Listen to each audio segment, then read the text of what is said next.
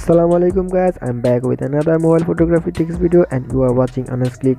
Today in this video I wanna show you how to edit color flash photography in your Android smartphone with Snapseed.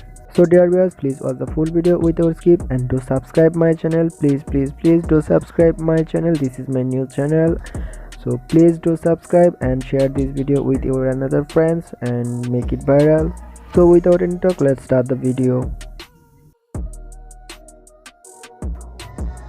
Here viewers, first you have to take some pictures like that.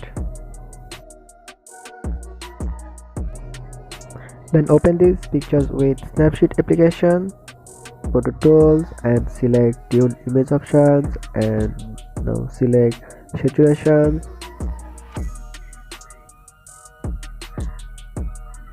and make it -100.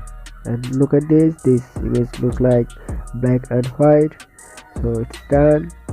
You have to make saturation -100.